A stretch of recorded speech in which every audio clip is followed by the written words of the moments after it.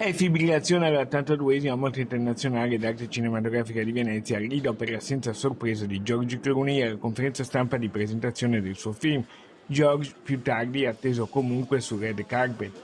Intanto ecco la gioia, interpretato da Valeria Golino che a distanza di quasi 6 anni ricorda così il dramma dell'Acqua Alta a San Marco nel novembre 2019. Chiaramente noi, siccome non siamo stati in pericolo e siccome non abbiamo avuto le nostre case invase dall'acqua, l'abbiamo vissuto un po' quasi turisticamente in qualche modo, ecco, cioè era di una tale bellezza quella terribile cosa che è successa, no?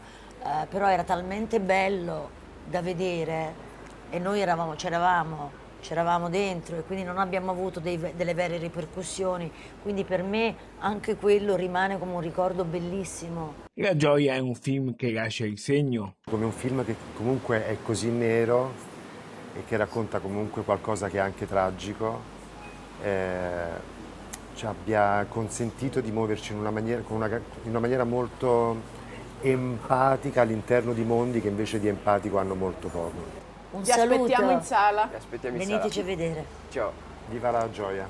C'è poi il rapimento di Arabella per la sezione Orizzonti, girato per metà in Veneto, sostenuto dalla Film Commission del Veneto, grande lavoro della regista Carolina Cavalli, che sancisce l'abbinamento artistico fortunato con l'attrice Benedetta Porcaroli. Questo Veneto che impressione ti ha fatto?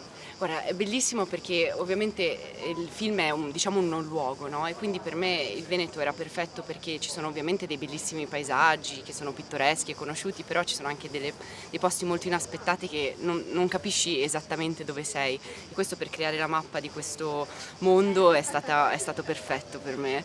E poi ci sono dei posti, per esempio abbiamo girato a Fabbrica, vicino in provincia di Treviso, sembrava di essere non capi, anche l'architettura è molto particolare, certe volte trovi delle architetture che non ti aspetti e per noi è stato molto stimolante. È una ragazza molto sola che ha bisogno di incontrare qualcuno per sistemare dei passaggi della sua vita quando era più piccola che hanno poi segnato tutto il suo percorso e incredibilmente incontra una bambina nella quale lei si identifica al punto di pensare che questa bambina sia proprio lei, se stessa, e quindi coglie questa occasione per portare a termine questa missione ideale che aveva in testa.